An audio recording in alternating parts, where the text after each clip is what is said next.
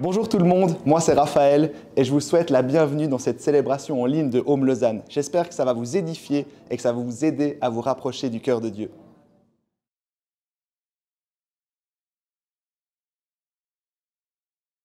Merci Gabi. Bonjour tout le monde, ça va? Ça va, merci. Merci de demander. Je suis content d'être avec vous. Je me réjouis, j'aime beaucoup commencer un culte, une célébration différemment. Quand on a quand on a commencé cette église, c'était une des grosses questions, la louange. Et puis je me souviens, un de nos mentors qui disait, mais le plus important c'est de développer des cœurs d'adorateurs, beaucoup plus que ce qui va se passer sur cette scène. Et puis l'adoration, elle va beaucoup plus loin que des paroles chantées. Alors merci Gabi, merci Billy aussi pour ce moment et j'espère que ça suscite en vous le désir de développer des cœurs d'adorateurs. Je sais, je vous connais un peu, je vois vos visages, il y en a plein, vous êtes des adorateurs incroyables sous la douche. Ça se sait. Il y en a d'autres, vous aimez moins chanter et c'est tout à fait ok, on est tous appelés à adorer le Seigneur. Est-ce que quelqu'un sait le nom de la série qu'on commence aujourd'hui ? Ok, il y en a quelques-uns qui lèvent la main, c'est les bons élèves. Il y a les autres écrits, c'est bon, c'est bien. Happy. Est-ce que vous avez pensé à la chanson Happy justement de Pharrell Williams quand vous avez vu ce nom ? Est-ce qu'il y en a qui ont pensé à cette chanson ? C'est une chanson qu'on entend partout, elle a été rendue célèbre pour plein de raisons. Pour mes filles, si tu mets cette chanson, elles disent c'est la chanson des mignons. Alors on va comprendre. Ceux qui ont des enfants ont sans doute la référence, ou ceux qui ont été marqués par le phénomène moi moche et méchant. Et je suis sûr que plusieurs d'entre vous vous êtes dit, yes, le printemps, les terrasses, l'arrivée du barbecue, le soleil, autant de bonnes raisons d'être de bonne humeur. C'est la saison pour être heureux, pour se réjouir, normal qu'on parle de ça à l'église. Alors vous avez raison, mais ce n'est pas la raison pour laquelle on parle de ça. C'est bien de se réjouir pour le soleil. Est-ce qu'il y en a qui sont plutôt d'équipe soleil ici ? Okay. Ceux qui n'aiment pas le soleil, on va prier pour vous. C'est bon le soleil. C'est bon d'être réjoui pour ça, mais ce n'est pas pour ça qu'on va parler de ça. Je crois en fait que la vraie réjouissance, la vraie joie, le fait d'être heureux, c'est bien moins facile et bien moins à portée de main qu'il n'en paraît. Je crois que ce n'est pas facile en fait d'être vraiment heureux, de vraiment avoir cette joie-là. Je crois aussi souvent, de façon surprenante, on n'a pas forcément associé le fait d'être chrétien avec le fait d'être heureux. Si tu fais un micro-trottoir, tu dis aux gens, à quoi tu penses quand tu penses chrétien ? C'est rare que la première réponse soit la joie. Tous les chrétiens que je connais, c'est fou, ils débordent de joie, là, c'est incroyable. Ce n'est pas forcément à ça qu'on pense. En plus de ça, je pense avec les 2 années qu'on a vécues marquées par le Covid, mais tout ce qu'on vit aussi à la sortie de cette saison particulière, les indicateurs sont plutôt en train de nous dire les gens ne vont pas si bien que ça. Malgré les postes, malgré le retour des voyages, malgré la perspective des vacances, toutes ces choses-là, il semble que les gens ne vont pas si bien que ça. Alors c'est quoi la joie ? C'est quoi le bonheur ? C'est quoi être happy ? Et est-ce que même c'est connecté avec la foi ? Si vous êtes un petit peu bercé dans les églises, vous connaissez un peu les églises, je suis sûr que vous avez pensé à plein de références bibliques. Il y en a certaines comme « Réjouissez-vous », toujours, je le répète, « Réjouissez-vous », Philippiens 4, 16. On nous dit aussi dans Galates 5, 20 que c'est une des facettes du fruit de l'esprit. L'idée aussi que les projets que Dieu a pour nous sont des projets de bonheur et non de malheur, Jérémie 29, 11. Ou alors simplement le fait que ceux invités dans le royaume de Dieu sont appelés heureux.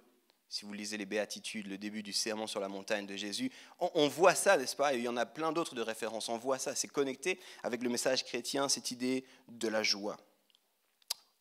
Alors on va parler de ça pendant cette série, elle va durer 3 dimanches. Et aujourd'hui, alors qu'on commence cette série, je vais parler de toute autre chose que la joie. J'ai en fait envie de parler avec vous de quelque chose de beaucoup moins fun en apparence, mais je crois vraiment nécessaire. On va parler aujourd'hui de souffrance. Ouais, ça change l'ambiance. Hein. J'ai donné le titre à mon message, « Il était une fois la souffrance ». Et si tu te dis, c'est pas en lien, Yves, parle des terrasses, parle du soleil, parle de la joie, laisse-moi tout de suite de t'annoncer la chose suivante. Je crois que c'est nécessaire de parler de ça au début d'une série sur la joie. Je crois en fait que c'est impossible d'avoir une bonne compréhension de la joie et de pleinement vivre cette joie si nous n'avons pas ce que j'appelle une bonne théologie de la souffrance. C'est impossible. Les deux choses sont profondément connectées. Et puis je le dirais ainsi, ce qu'on croit au plus profond, Ou alors, autrement dit, l'histoire qu'on se raconte façonne la vie qu'on va mener. Les choses qu'on pense, les choses qu'on dit, les choses qu'on croit de la souffrance façonnent la vie qu'on va mener. Et du coup, c'est important qu'on en parle. Parce que si on est honnête, on vit tous des épisodes de souffrance. Peut-être tu vis en ce moment un épisode de souffrance. Peut-être que tu as vécu il n'y a pas si longtemps que ça un épisode de souffrance. Laisse-moi te partager 3 épisodes que j'ai vécus qui m'ont affecté directement. J'ai connu une personne qui a rencontré le Seigneur au travers d'une guérison miraculeuse. Une chose, tu sais, si tu avais un doute, il n'y a plus de doute. Guérison folle, les médecins ne savent pas quoi dire, la personne, le pronostic, tout a changé. La joie, la victoire, la réjouissance, changement de direction, vraiment conversion 180 degrés. On va dans la vie plein de joie. Et puis suite à ça, il y a une deuxième maladie qui arrive. Et aujourd'hui, ça fait plus de 20 ans que cette personne souffre avec cette deuxième maladie. Ça fait plus de 20 ans que moi et d'autres aussi, on se tient dans la prière. Seigneur, pourquoi ? Pourquoi on t'a vu agir? On n'a pas de doute que tu es capable d'agir. Qu'est-ce qui se passe? Et cette personne doit chaque jour se lever et elle est marquée dans son corps à cause de cette maladie. Ça, c'est un épisode de souffrance, par exemple. Un deuxième épisode, c'est un couple qui se réjouit, tout va bien. Tu sais, le bonheur après le mariage, les premières années qui commencent, arrive un enfant, la réjouissance. Se pose quelques questions. Est-ce qu'on continue les enfants? Est-ce qu'on ne continue pas les enfants? Allez, on va continuer les enfants. C'est des amis, bon, on est proches, on se voit régulièrement. Et d'un coup, le pronostic, ah yes, on est enceinte, on se réjouit, le deuxième enfant qui arrive. Et à 6 mois de grossesse, des problèmes chez l'enfant. Et là, tu as toute une communauté des gens qui se mettent à prier. Seigneur, on sait que tu peux agir, on croit que tu agis, Seigneur, on s'attend à toi. Et puis on prie, et puis les médecins ne sont pas si optimistes que ça. Et puis la vie de cet enfant va de moins en moins bien. Et puis une famille qui aime Dieu, une famille qui sait se réjouir avec Dieu, une famille qui a vécu la joie de la parenté, vit peu de temps après le désastre de dire au revoir à un enfant qui n'est pas encore né. On m'a demandé un jour en tant que pasteur qu'est-ce qui a été un des moments les plus difficiles pour moi. Je peux te dire que ce genre de moment, c'est dur. Je me souviens avoir entendu les parents appeler en pleurs, c'est un autre couple encore. Est-ce que tu peux venir, on va enterrer notre enfant. 8 mois et demi, à 2 semaines de l'accouchement. Et quand vous allez faire un enterrement comme ça, et puis que la personne des pompes funèbres amène le cercueil qui peut porter sur une main, et que vous devez faire un enterrement, je vous assure, la souffrance. C'est des moments comme ça que je vous parle. C'est quand vous rentrez, un dernier scénario que je vous raconte, vous rentrez, vous avez un enfant qui a moins d'1 semaine, c'est la joie, c'est la reconnaissance, on est réjouis, on a décoré la chambre, on a préparé tout ce qu'il fallait, puis vous devez courir aux urgences. Parce qu'il y a un pronostic qui ne va pas. Et vous ne comprenez pas, vous roulez, vous pleurez, est-ce que je dois me réjouir, est-ce que je ne dois pas me réjouir? Et je sais tellement de scénarios comme ça. Ça, je vous parle de quelques scénarios que moi j'ai vécu, qui sont des épisodes de souffrance, mais il y en a tellement d'autres. Ceux qui n'ont pas pu avoir d'enfants, malgré les années de prière, la persévérance, l'attente, les maladies qui ont emporté trop rapidement des proches, les projets de joie, de bonheur qui ont été sabotés d'une façon ou d'une autre, il y a tellement de souffrance. Et alors que je parle de ça, je sais que vous-même, vous pensez à des scénarios de souffrance que vous avez connus, par lesquels vous êtes passés. Alors on va parler de la souffrance ce matin, parce que si on veut vraiment comprendre la joie, il faut qu'on ait une bonne théologie de la souffrance. Et on va prendre un premier passage, puis si vous avez des Bibles, je vous encourage à l'ouvrir avec moi. On va lire un premier passage, mais on va lire plusieurs passages dans la Bible aujourd'hui. Et on va commencer dans Jean au chapitre 16, on va aller du verset 29 au verset 33. Jean 16, 29 à 33, je vais vous donner un tout petit peu de contexte, ce qui vous laissera le temps d'aller dans vos Bibles à cet endroit. C'est Jésus qui va parler, on va voir Jésus qui parle avec ses disciples. On est dans ce qu'on appelle un petit peu les derniers dialogues entre Jésus et ses disciples. Jean 18, c'est le moment où Jésus va être arrêté. Ça commence tout son calvaire et puis ça s'arrête avec ce qu'on connaît aujourd'hui de la croix, puis de la résurrection, bonne nouvelle. Mais là, il est dans ces moments où il parle avec ses disciples et puis il est vers la fin. Les mots qu'il dit là sont des mots importants. Et on le lit ici, c'est les disciples qui commencent par lui parler. Ils lui dirent, vois, maintenant tu parles ouvertement et tu n'emploies aucune parabole. Maintenant nous savons que tu sais tout et que tu n'as pas besoin qu'on t'interroge. C'est pourquoi nous croyons que tu es sorti de Dieu. » Jésus leur répondit, « Vous croyez juste maintenant ?» Pensez, ça fait presque 3 ans qu'il est avec eux là. « Voici que l'heure vient, et elle est déjà venue, où vous serez dispersés, chacun de votre côté, et vous me laisserez seul. Cependant, je ne suis pas seul, car le Père est avec moi. » Et là, si vous avez une Bible physique, prenez un Stabilo Boss, pour les anciens, pour les old school.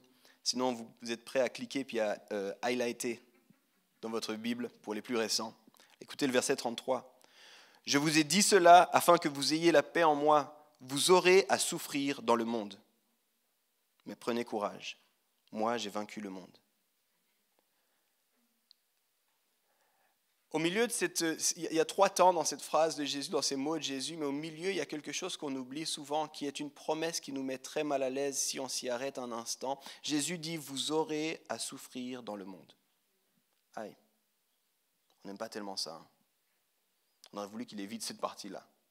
On aime bien la première partie, hein. Que vous ayez la paix en moi. On aime bien la fin, prenez courage, j'ai vaincu le monde. Mais au milieu de ça, Jésus dit, vous aurez à souffrir dans le monde. Oh, il y a mon fils qui veut venir avec moi.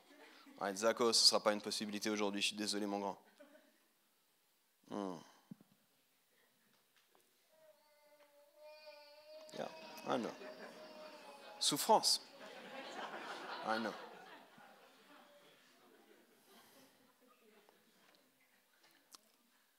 Quand j'ai commencé à étudier le sujet, je suis tombé sur cette citation de G.K. Chesterton. C'est un écrivain apologète chrétien.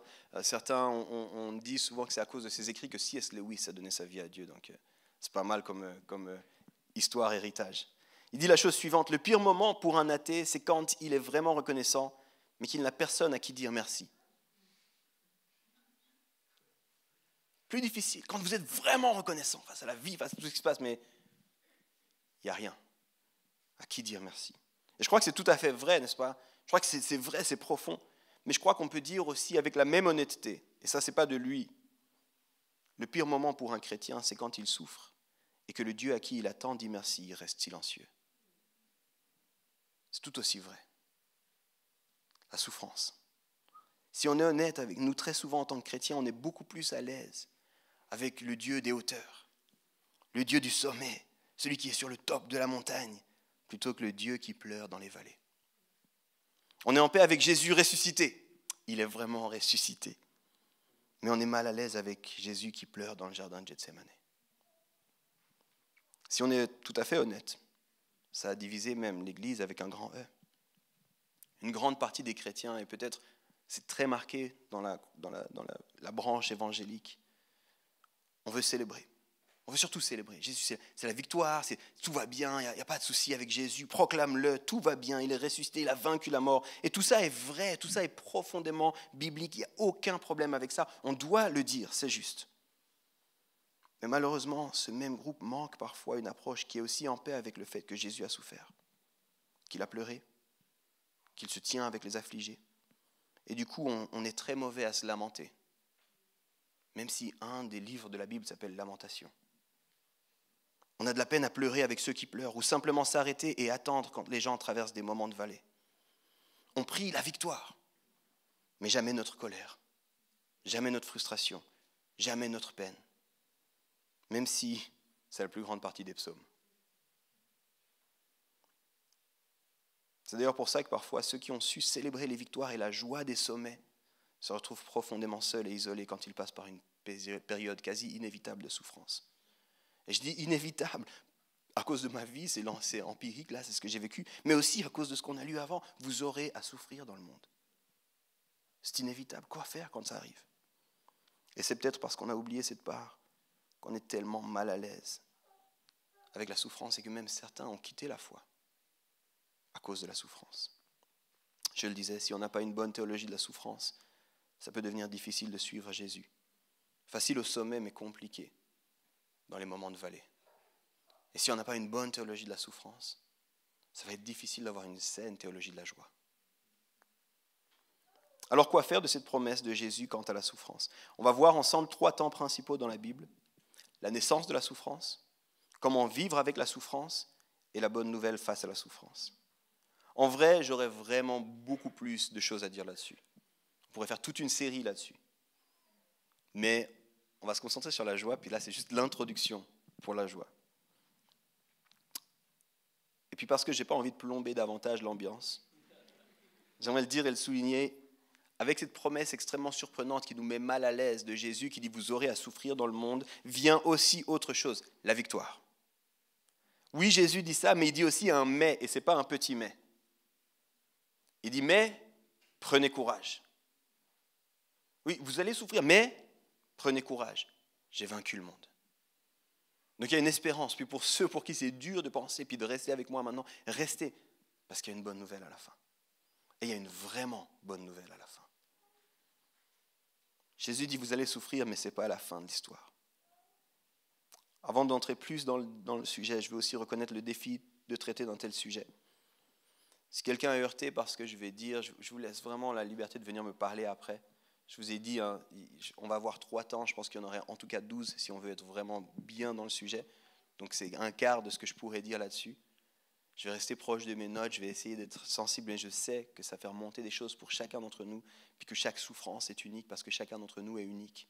Donc je ne parle pas de votre cas à vous, mais j'essaie de poser une bonne théologie pour la souffrance. Et je crois, comme je l'ai dit, qu'il faut qu'on en parle un peu plus. Alors je vais simplement dire, Seigneur,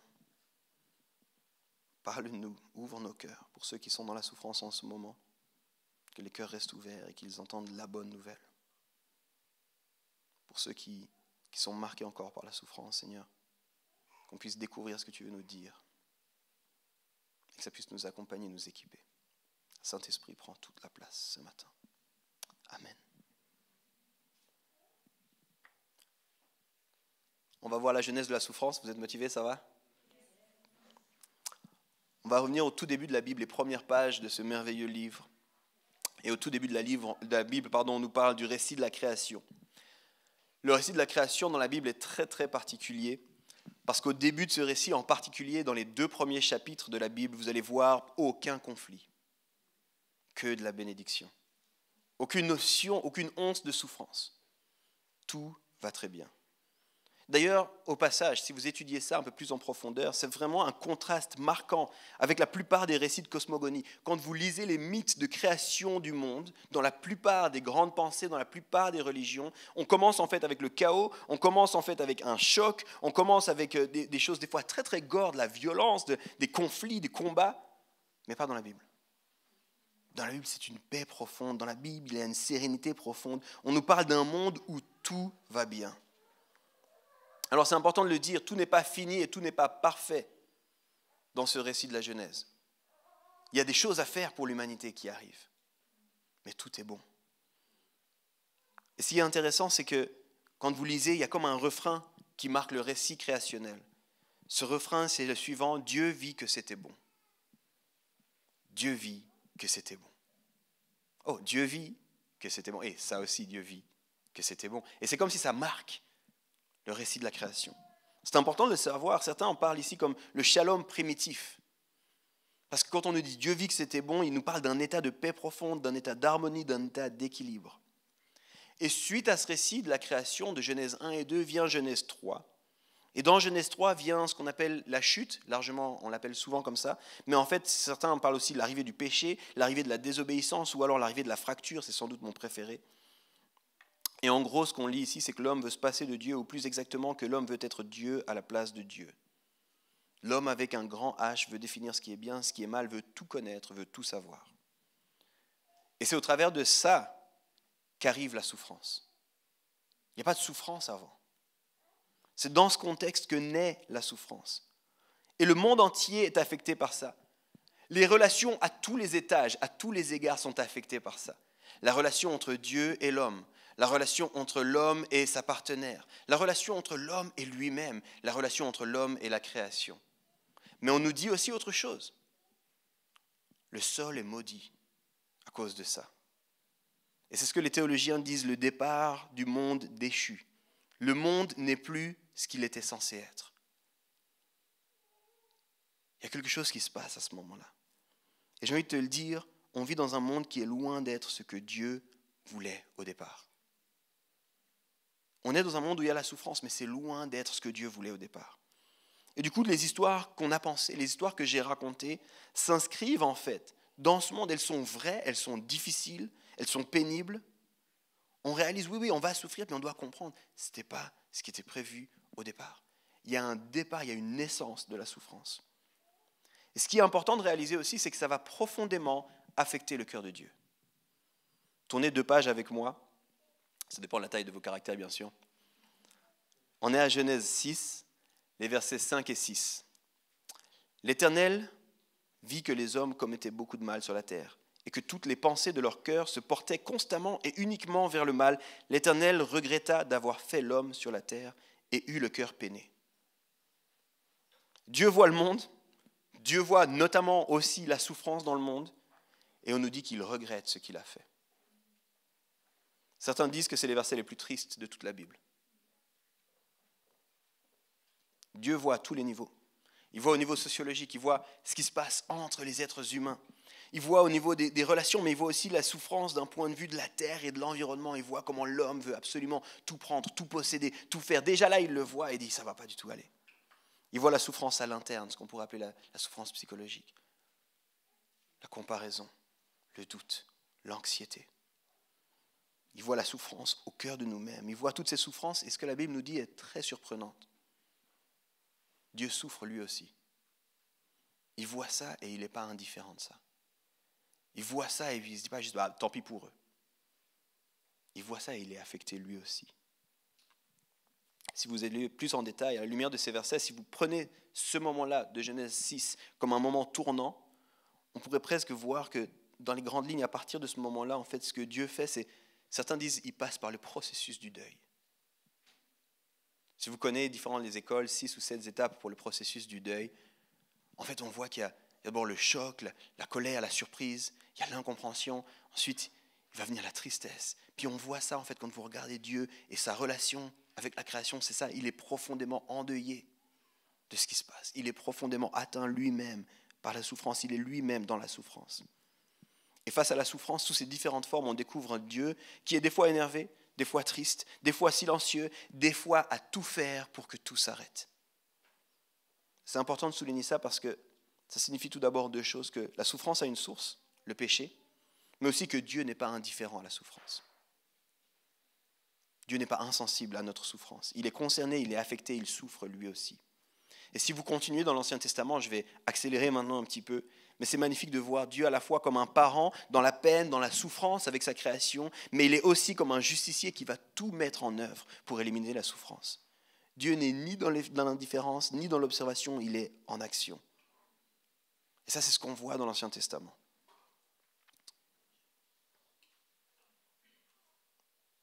Il est à la fois la puissance, celui qui veut tout faire pour en finir avec le péché et la souffrance.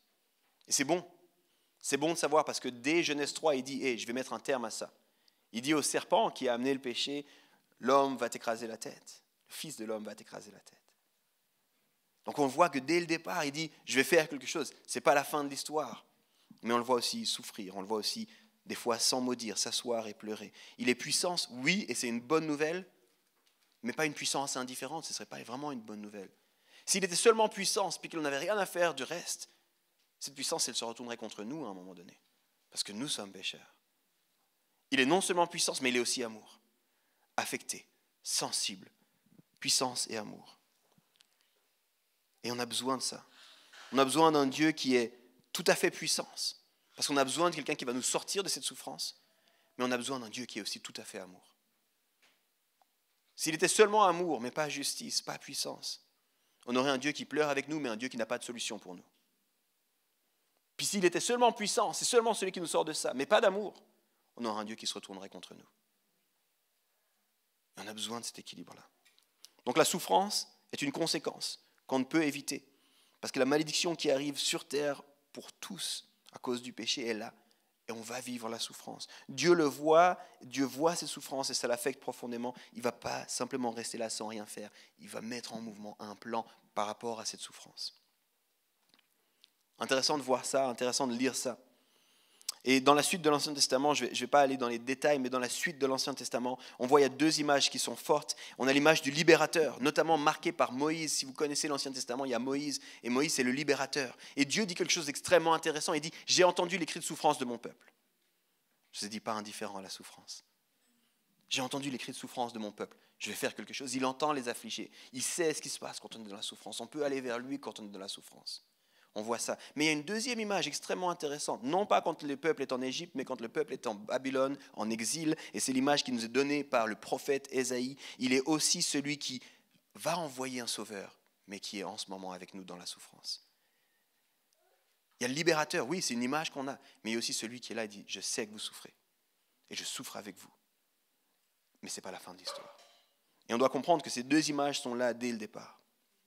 Alors ça, c'est la genèse de la souffrance, les origines du mal, de la souffrance et comment Dieu est affecté par cela. On va maintenant arriver dans un deuxième temps, pour tous les noteux, ceux qui me prennent des notes. Comment vivre alors avec la souffrance ? Et au risque de surprendre personne, on va regarder à la vie de Jésus pour ça. On va regarder un peu à la vie de Jésus par rapport à ça. On va regarder comment Jésus est venu, comment Jésus a vécu, comment il est mort, et comment il a vécu de nouveau. Spoiler alert pour ceux qui ne sont pas au courant, il est ressuscité. C'est une bonne nouvelle. Comment est-ce que Jésus est venu ? Je vais vous demander de réfléchir avec moi un tout petit instant et de réaliser si Dieu est vraiment Dieu, le tout autre, le tout puissant, il aurait pu venir n'importe quand, au travers de n'importe quel peuple ou famille, dans n'importe quel contexte. Il est Dieu, il est capable de tout ça. Mais il a choisi d'arriver au milieu d'un génocide. Tous les premiers-nés étaient tués. Drôle de contexte. Il a choisi d'arriver dans un peuple opprimé. Il a choisi d'arriver dans une famille pauvre. On pourrait le dire ainsi, Jésus a choisi de passer son enfance dans une famille simple, avec un temps en tant que réfugié, loin d'une vie de luxe, sûrement méprisé par beaucoup. Rien que dans comment Jésus est venu, j'ai envie de te dire, Jésus n'est pas indifférent à la souffrance. Rien que dans comment Jésus, à quel moment il est arrivé, comment est-ce que ça s'est passé son arrivée, j'ai envie de te dire, il connaît la souffrance. Il sait ce que ça veut dire, d'être dans la souffrance. Et après cela, il arrive à un moment extrêmement intéressant dans ce qu'on appelle le début de son ministère. Dans la Bible, les événements qu'on a de Jésus, dans les 4 évangiles, c'est principalement 3 ans de sa vie. Dans ces 3 ans de sa vie, quand il commence, il y a quelque chose d'intéressant. Jésus va commencer son temps public, un peu comme dans le désert. Il va aller dans le désert pendant 40 jours, et puis il va être tenté par le diable, tenté par l'ennemi de nos âmes. Et c'est vraiment intéressant, on va rester un tout petit instant là-dessus. La Bible, elle nous donne quelques détails, mais elle met aussi des ellipses. On ne sait pas exactement ce qui s'est passé pendant tous ces 40 jours, mais on sait qu'à 3 reprises, le diable est venu en tout cas le tenter. Peut-être plus, on ne sait pas, mais en tout cas 3 fois, on le sait très clairement. Et il y a 3 invitations de la part du diable, 3 tentations de la part du diable. Tout d'abord, il dit à Jésus, change ces pierres en pain. T'as faim, mon gars. Change ces pierres en pain. C'est pas difficile pour toi. T'en es capable. Puis après, il dit, jette-toi de cette colline. Intéressant. Regarde, les anges vont te soutenir. Tu ne vas pas te blesser, ton pied ne va pas être heurté. Et puis au final, il lui dit, adore-moi et je te donnerai les royaumes du monde. Il y aurait beaucoup de choses à dire là aussi. Mais j'aimerais surtout vous montrer comment ces 3 tentations sont des formes de raccourcis que le diable veut proposer à Jésus. Des formes de raccourcis où à quelque part Jésus n'aurait pas à passer par la souffrance. Quand il dit mange du pain sans avoir besoin de planter, sans avoir besoin d'attendre, sans avoir besoin de récolter, il est en train de lui dire tu peux avoir tout de suite et maintenant. Pourquoi attendre ? C'est une forme de raccourci qu'il lui propose ici. N'attends pas. Mais Jésus ne semble pas intéressé par ce raccourci-là. Quand il lui dit saute de cette colline et puis laisse que les anges te rattrapent, on pourrait dire à quelque part, c'est fais un show, montre à tout le monde qui tu es. Il n'y aura pas de doute, les gens vont savoir que tu es le Fils de Dieu. Parce que c'est ce que la Bible dit. Il ne va pas laisser que tu sois blessé. Révèle ton identité sans laisser personne devoir apprendre à te connaître, à te comprendre et surtout à te suivre. Et le dernier des raccourcis, il lui dit deviens roi sans jamais devoir passer par le fait d'être un serviteur. En d'autres termes, porte une couronne sans jamais devoir porter la croix. Santé. Et Jésus ne semble pas du tout intéressé par ces raccourcis. Jésus ne semble pas intéressé par ces raccourcis. Jésus n'est pas en train de dire « je vais enlever la souffrance », il est plutôt en train de dire « je vais aller au milieu de tout ça. Je vais aller au milieu de tous ces défis. Je vais vivre toutes ces choses-là pleinement. Je vais les supporter. » On peut se demander pourquoi est-ce qu'il n'a pas accepté le raccourci. J'ai envie de proposer ici une option. Peut-être qu'un roi victorieux qui n'expérimente jamais la souffrance, ce n'est pas vraiment une bonne nouvelle. Je vais vous expliquer ça. Les êtres humains, on est à la recherche de sens. On veut donner du sens à ce qu'on vit et pour ça, on a besoin d'une histoire qui nous aide à faire du sens de notre propre histoire. Et comme on l'a déjà dit, la souffrance vient souvent interrompre notre histoire. Elle vient souvent nous déranger. Avoir un roi, un modèle, un maître, Dieu lui-même qui vient et qui expérimente la souffrance, c'est plutôt une bonne nouvelle parce que c'est le genre de nouvelle qu'on a besoin. On a besoin de savoir que et je vais le suivre parce qu'il sait ce par quoi je passe. Je vais le suivre parce qu'il peut comprendre quand moi, je ne comprends plus. David Benner, qui est psychologue, l'explique ainsi. Il dit la chose suivante, fondamentalement, les êtres humains ont besoin de sens, du sens qui va jusqu'à rendre la souffrance supportable. En fait, c'est le test ultime de toutes les visions du monde. Une vision du monde doit nous aider à vivre. Pour y parvenir, une vision du monde doit donc nous permettre de continuer à vivre, malgré et dans la souffrance. Et si Jésus avait fait le raccourci,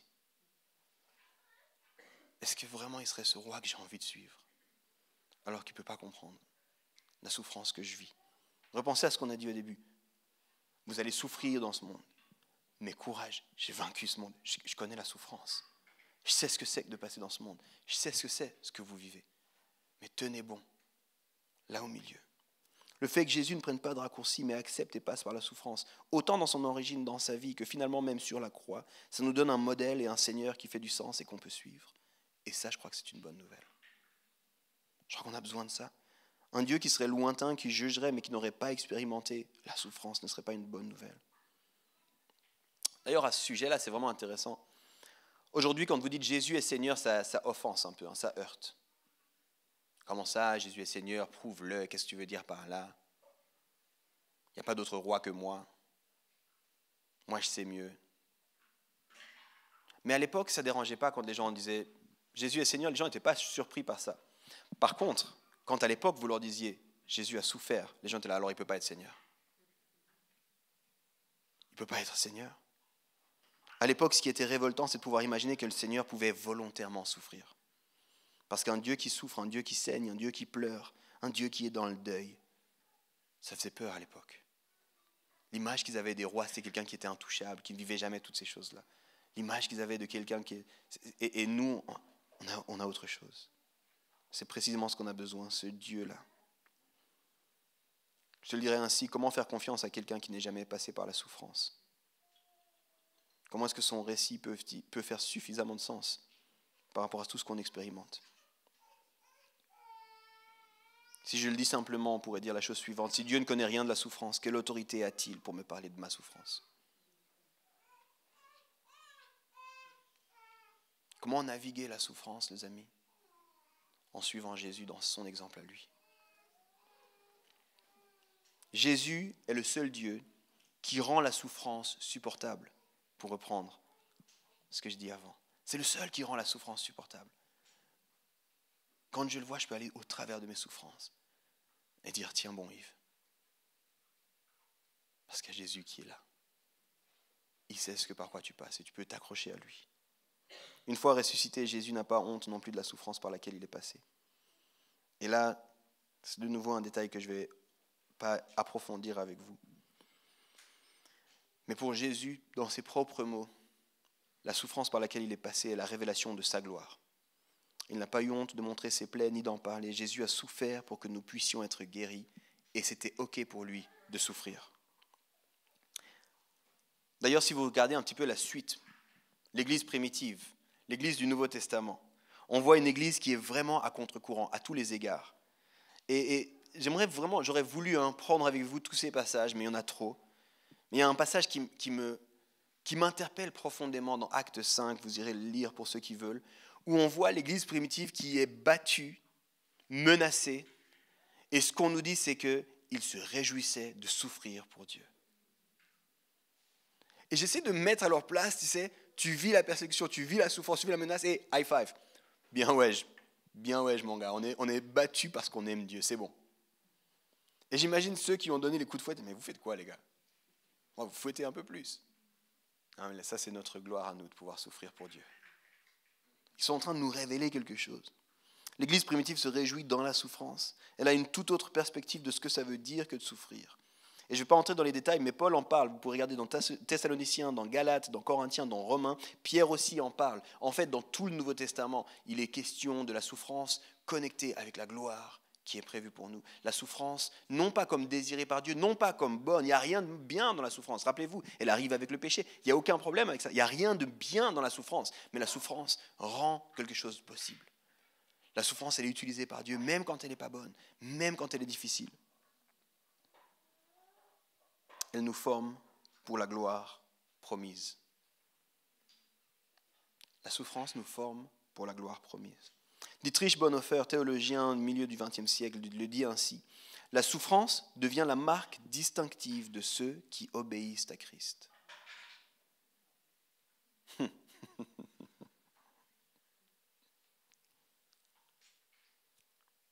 conscience que c'est un point dangereux que je fais ici. Je vous l'ai dit, il existe différents types de souffrances. Puis je ne prétends pas parler à toutes vos souffrances. Je vous parle ici de ce que la Bible nous dit. Je vous parle ici, et je ne suis pas en train de dire qu'il y a des souffrances qui sont bonnes. Vraiment pas. Aucune souffrance n'est bonne. Je ne suis pas en train de dire qu'on devrait désirer la souffrance. À aucun moment. Il n'y a rien à désirer dans la souffrance. Je ne suis pas en train de dire non plus qu'on doit devenir masochiste, aimer la souffrance. Non. Et je suis en train de dire tout d'abord, il y a plein de choses que j'ai dit jusque-là, mais par rapport au fait de vivre la souffrance, je suis en train de dire, Dieu n'a pas honte de votre souffrance. Dieu n'est pas indifférent de votre souffrance. Dieu connaît la souffrance. Et il est peut-être même possible que Dieu utilise nos souffrances. C'est ça que je suis en train de dire. Rien d'autre. Et c'est possible qu'au travers de notre souffrance, qui, rappelez-vous, a été promis, vous allez souffrir dans le monde. C'est possible qu'au travers de notre souffrance, Dieu nous forme, Dieu nous façonne.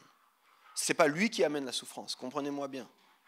Mais c'est possible qu'au travers de cette souffrance, Dieu nous façonne. Et j'aime cette idée.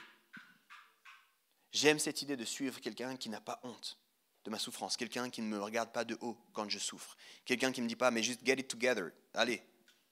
Mais quelqu'un qui dit, hey, je sais que c'est dur, je suis avec toi là-dedans, mais on ne va pas laisser ça passer. Imaginez un instant quand vous souffrez pendant 6 ans. Imaginez un instant de voir dire, je vais oublier ces 6 années de ma vie, c'est de la souffrance, Dieu n'était pas là, donc quel Dieu ce serait? J'ai dit, c'était de la souffrance, j'aurais pas voulu ça pour toi. C'était difficile, ce n'est pas moi qui l'ai envoyé. Mais regarde, on va sortir quelque chose de ces 6 années-là. On va faire quelque chose de ce temps-là. On va te former vers quelque chose de nouveau. Ça peut participer à ta gloire. Le mal qui nous arrive, je veux vraiment que ce soit clair, le mal qui nous arrive est mal. Point final. Il n'y a rien à rajouter à ça. Il n'y a rien à changer à ça. Le fait de le romantiser ne le rend pas bon. Et ce n'est pas du tout ce que je veux faire. Je ne suis pas en train d'essayer de romantiser le mal. Je ne suis pas en train de vous dire, hey, c'est bien qu'il vous arrive du mal. Pas du tout. Mais je suis en train de dire, c'est peut-être pas pour rien. Il y a une origine au mal. Et puis il y a Dieu qui se tient avec vous dans le mal. Puis Dieu est suffisamment grand et capable pour faire quelque chose même de ce mal-là. Je crois qu'il est possible pour nous d'endurer le mal, qu'on va tous vivre d'une façon ou d'une autre dans un monde déchu, de telle sorte que Dieu puisse en faire sortir quelque chose de bien. Et ça, pour ceux qui aiment les termes théologiques, c'est aussi une part de ce qu'on appelle la rédemption. J'aimerais vous donner une image biblique pour parler, puis je vais encore creuser là-dessus. Je sais que c'est difficile, mais c'est une image biblique qu'on a avec un personnage qui s'appelle Jacob, dans l'Ancien Testament. Encore une fois, pour une question de temps, on ne va pas aller dans ce passage, dans la Genèse. Mais Jacob, on nous dit plein de choses sur lui, il a une vie vraiment rocambolesque, il y a plein de choses bizarres qui se passent. Puis il arrive à un moment donné dans un lieu qui s'appelle Péniel, et puis quand il arrive là, on nous dit qu'il va littéralement se battre toute la nuit. On ne sait pas trop avec qui il se bat, on sait que c'est quelqu'un qui vient de la part de Dieu, il y a plein de théologiens qui proposent plein de pistes par rapport à ça, mais c'est comme s'il se bat avec Dieu pendant toute la nuit. Et alors qu'il termine, quand le soleil arrive, et ce que je vous disais, il y a une fin à la souffrance, quand le soleil arrive, il termine sa bataille, il y a deux choses qui vont se passer pour Jacob. La première des choses, c'est qu'il va être renommé. À partir de ce moment-là, Dieu lui dit, on ne t'appellera plus Jacob, on t'appellera Israël. Israël, ça veut dire littéralement celui qui s'est battu avec Dieu. Puis il y a une deuxième chose qui va lui arriver. Il va être blessé physiquement. Et on nous dit que le reste de sa vie va boiter à cause de cette rencontre. Je crois qu'il y a deux, trois éléments que j'ai envie de sortir avec vous. La première de ces choses, c'est que j'aime beaucoup cette image de Jacob parce que Jacob nous montre quoi faire quand on est dans la souffrance. Se battre avec Dieu. Batailler avec Dieu. Amener nos défis, décider de batailler avec Dieu. Prier notre peine, poser les questions difficiles, exprimer notre tristesse, notre déception, notre deuil et faire tout ça avec Dieu. Ce Dieu qui est à la fois amour et à la fois puissance. Ce Dieu qui n'est pas insensible à la souffrance qu'on a. Ce Dieu qui est passé au travers de la souffrance, lui aussi, qui connaît cette souffrance. Avoir ce genre de courage de dire à Dieu, mais bon sang, tu aurais pu faire autrement. Mais pourquoi tu ne l'as pas fait? Seigneur, j'en ai marre. Je suis fatigué. Jusqu'à quand? Jacob, il dit, je ne te lâcherai pas. Seigneur, je ne vais pas te lâcher dans ce que je vis là. Mais j'en peux plus. Ce genre de prière. Et quand on fait ça, je crois qu'il y a deux choses qui se passent avec nous, comme c'est le cas pour Jacob. On reçoit un nouveau nom. Dans le contexte de l'époque, dans le contexte de Jacob, recevoir un nouveau nom, ça veut dire recevoir une nouvelle destinée, un nouveau contexte, une nouvelle identité. C'est tout un projet de vie qui est nouveau. Je crois que quand on bataille au milieu de notre souffrance avec Dieu, il y a quelque chose de nouveau qui peut se passer avec nous. Mais je crois qu'il y a une deuxième chose qui se passe, c'est qu'on est atteint. Et des fois, ça va nous handicaper à vie. On ne sera plus jamais les mêmes. Je sais parler de certaines situations. Je sais parler de ces parents qui ont dû enterrer un enfant. Ils ne sont plus jamais les mêmes. Ils ne sont plus jamais les mêmes. Et je ne suis pas en train de prétendre que ça va passer, c'est bon. Non. Des fois, ça te marque à tel point que tu ne seras plus jamais le même. La souffrance, alors, comment bien vivre avec? J'ai essayé de proposer quelques pistes ici, je vais juste les redonner rapidement pour vous. Tout d'abord, y faire face, la nommer, la reconnaître, l'amener à Dieu, la voir comme un chemin vers autre chose, notre caractère, notre empathie, la gloire, la possibilité d'être transformé à l'image de Dieu un peu plus. Accepter qu'elle nous marquera aussi, parfois à vie. Et quand bien même elle est un mal et rien d'autre, ne pas en avoir honte. Ne pas en avoir honte. Je crois que quand on réalise tout ça, la souffrance peut être alors une invitation. Je cite ici Tyler Staton, qui est pasteur, et dit la chose suivante. Si la souffrance pouvait être cet endroit où vous ne voulez jamais aller, et pourtant parce que vous devez y aller, elle peut devenir cet endroit duquel vous revenez changé à jamais. Ce genre d'endroit, on ne veut jamais y aller, on n'aimerait pas, il n'y a rien de bien à ça, mais parce qu'on doit y aller. Quand on revient de là-bas, on n'est plus le même. On est changé à jamais. Ou pour citer un autre pasteur, mais cette fois un père, le père Ronald Rolheiser, il dit la chose suivante, la façon que nous avons de gérer la souffrance, que ce soit avec amertume ou pardon, va colorer le reste de nos vies et déterminer le genre de personne que nous devenons. La souffrance va soit adoucir nos cœurs ou endurcir nos âmes. Toutes ces choses-là, c'est des choses à méditer, les amis. Qu'est-ce qui se passe dans la souffrance? Et je disais, la souffrance, je crois qu'elle peut être des fois vécue comme une invitation à nous faire grandir. Maintenant, si je m'arrêtais là, l'histoire ne serait pas complète. Ce ne serait pas mauvais, mais ce ne serait pas complet. Ça ne suffirait pas. Et je ne serais pas plus qu'un sage ou un coach de vie. Puis je crois que Jésus est bien plus qu'un sage et un coach de vie. Puis tu peux revenir, on arrive à la fin. Si je te disais seulement souffre, tu vas grandir dans la peine. Ce n'est pas faux, mais ça ne suffit pas. Ce n'est pas une vraiment bonne nouvelle. Alors on va aller un cran plus loin, puis je vais prendre avec vous le dernier point, ce que j'appelle la fin de la souffrance. Le titre de mon message, c'était « Il était une fois la souffrance ». Et ça, c'est comment on raconte les histoires, n'est-ce pas? Puis souvent, on aime les happy endings. Mais j'ai une bonne nouvelle pour toi, la souffrance n'a pas droit à un happy ending. la souffrance va s'arrêter. La souffrance va s'arrêter. Et ça, c'est une bonne nouvelle. On va lire ensemble un dernier passage biblique. C'est dans Apocalypse 21, les versets 3 et 4. Tu as vu, on a été de Genèse à Apocalypse. Tu me remercieras d'avoir été rapide sur l'entre-deux. Apocalypse 21, les versets 3 et 4. J'entendis une voix forte venant du ciel qui disait « Voici le tabernacle de Dieu parmi les hommes. Il habitera avec eux. Ils seront son peuple et Dieu lui-même sera avec eux. Il sera leur Dieu. » Écoute bien. Il essuiera toute larme de leurs yeux. La mort ne sera plus. Il n'y aura plus ni deuil, ni cri, ni douleur. Car ce qui existait avant a disparu. Je ne sais pas si ce n'est pas une bonne nouvelle, ça. Au milieu de tout ce qu'on vit, je ne sais pas si ce n'est pas une bonne nouvelle. La souffrance, oui, elle peut changer qui nous sommes et comment nous vivons. Puis je crois que c'est important. Puis il nous faut une bonne théologie de la souffrance pour naviguer notre quotidien. Mais je ne peux pas m'arrêter là. Ce n'est pas la bonne nouvelle de Jésus. Le dernier passage nous permet de réaliser autre chose. Alors même qu'on peut naviguer peut-être différemment en suivant Jésus notre souffrance, il y a une bonne nouvelle, la souffrance va s'arrêter. Il y a une fin à la souffrance. Et c'est parce qu'on a cette grande histoire de la souffrance qu'on est capable de mieux comprendre la joie à laquelle Dieu nous invite. Ce n'est pas une joie naïve, les amis. Moi, je refuse d'être ici, et puis d'être un pasteur, et puis d'avoir une église où on dit juste aux gens « Hey, ne parle pas trop de tes douleurs, tu sais quoi, Jésus t'aime, tout va bien. » Je refuse d'accompagner les gens dans leur vie en disant « Hey, c'est dur, mais si tu vas le dire, les autres, ils risquent d'avoir peur aussi. » Mais je vais te dire, on va souffrir. On va se tenir ensemble.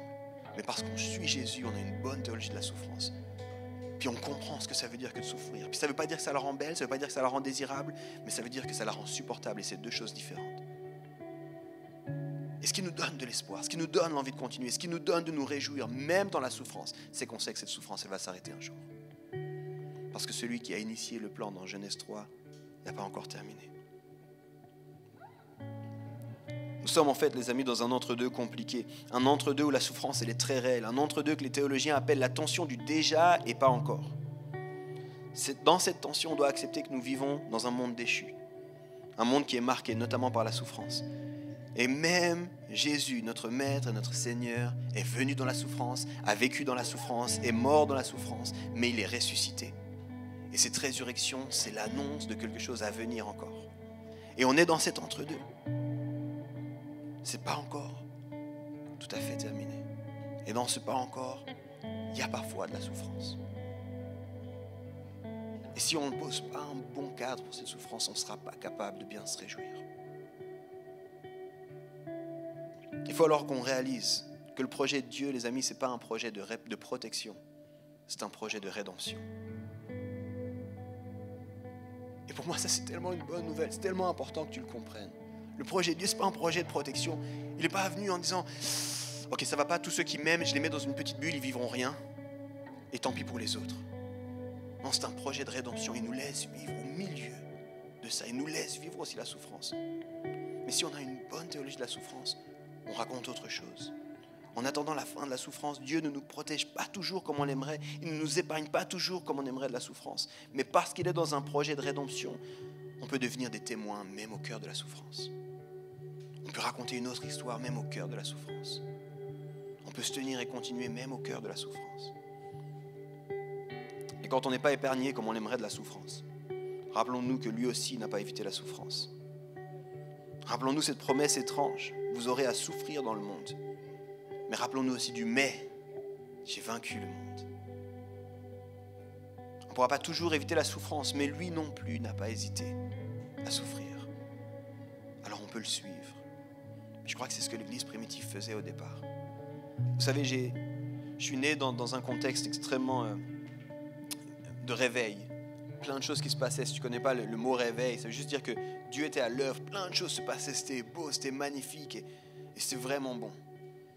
Mais on ne m'a pas donné un bon cadre pour la souffrance. C'est pas un reproche, je ne suis pas en train de jeter des pierres, mais je n'avais pas un cadre. Et quand la souffrance est arrivée, je ne savais plus où aller. Je ne savais plus où regarder, je ne savais plus à qui parler. Parce que j'avais l'impression que s'il y avait de la souffrance, c'est-à-dire que je n'étais pas un bon chrétien. si j'étais un peu down, si j'étais un peu triste, ça veut dire que je ne savais pas ce que Dieu voulait pour moi. Puis ça m'a isolé, ça m'a fait beaucoup de mal. Puis quand j'ai lu, puis je me suis plongé notamment dans l'église primitive, dans la Bible, je me suis rendu compte, mais attends, il passait au milieu de la souffrance. Et c'est comme si j'avais eu un filtre qui ne m'avait pas montré ça. Je croyais que l'église primitive, c'était Kumbaya. Je croyais que les gars, ils priaient, le Saint-Esprit qui descend, ils parlent en langue, qui tend la main, les morts qui ressuscitent. Je croyais que tout allait bien. Et il y a ça dans la Bible. Mais au milieu de ça, il y a des passages surprenants qui nous disent, au passage, Jacques a été tué à cause de sa foi. Au passage, ils ont été emprisonnés à cause de leur foi. Au passage, ils ont été caillassés à cause de leur foi. Et moi, j'étais là avec des petites souffrances, puis j'étais là, mais je dois être un mauvais chrétien, parce que les chrétiens ne devraient pas souffrir. C'était une mauvaise lecture. Et j'ai envie de te dire, il y a de la joie, puis il y a une joie profonde, il y a une joie surnaturelle, il y a une joie qui dépasse l'entendement, il y a une joie dans ce que Dieu pense de toi, il y a une joie dans ce que Dieu a pour toi, il y a de la victoire parce que Christ est ressuscité, tout ça est vrai. Il y a ces sommets, puis on croit, puis on se tient pour ces sommets, mais il y a parfois aussi des moments de vallée. Puis Dieu n'a pas honte de ces moments de vallée, puis Dieu se tient dans ces moments de vallée, avec toi, puis Dieu veut faire une œuvre en toi dans ces moments de vallée. Et quand il fait cette œuvre en toi, tu participes à un projet de rédemption.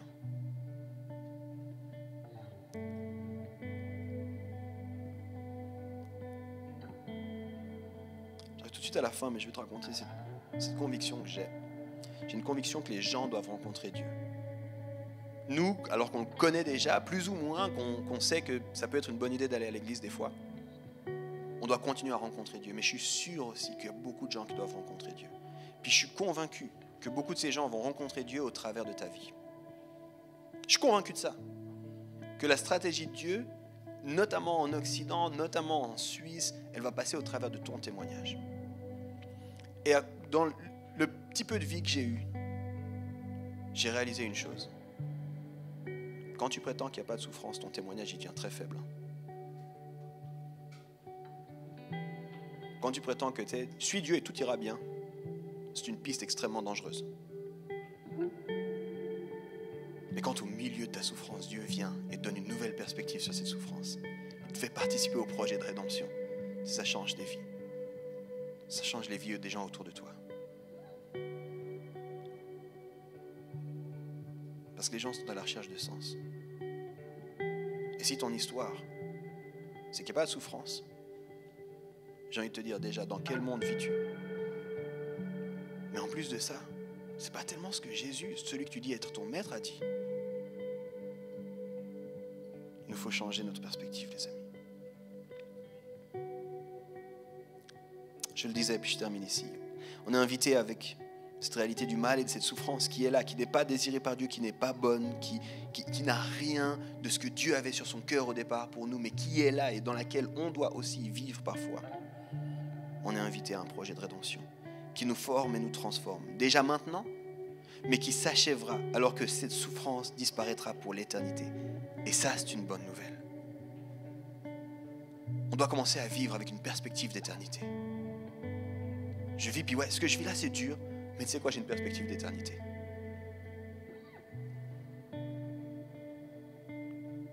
La souffrance va totalement cesser un jour. Il n'y aura plus de cris, il n'y aura plus de larmes, il n'y aura plus de deuil. Et ça, c'est la bonne nouvelle de Jésus-Christ.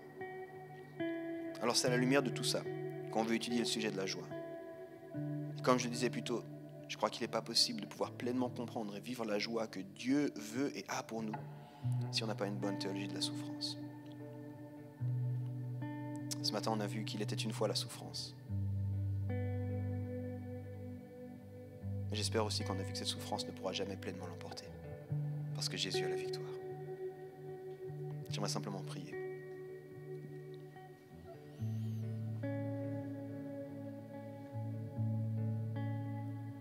Merci Seigneur d'être aussi vrai que ça. Merci Seigneur de ne pas être un Dieu rempli de filtres, qui prétend, qui fait genre. Merci d'être un Dieu qui n'a pas juste envie de nos sourires et de nos louanges, mais qui est d'accord et qui n'a pas peur de nos larmes et de nos cris. Merci Seigneur parce que tu tu redonnes un nouveau cadre à notre souffrance. Seigneur, je refuse que personne ne mente en disant que la souffrance c'est bien. Mais aide-nous à pouvoir comprendre cette souffrance différemment. Aide-nous à assainir notre théologie de la souffrance, afin qu'on puisse mieux te suivre, afin qu'on puisse être ensemble, afin qu'on puisse espérer ensemble et participer à ce projet de rédemption pour le monde. Merci pour toutes les fois où simplement, sur l'intercession de tes gens, tu fais partir la souffrance. Merci pour toutes les fois où tu réponds aux prières. Seigneur, aide-nous à tenir ferme. Les fois où il nous semble que tu es silencieux, les fois où il nous semble que tu es loin, aide-nous à tenir ferme, à nous tenir ensemble dans les vallées.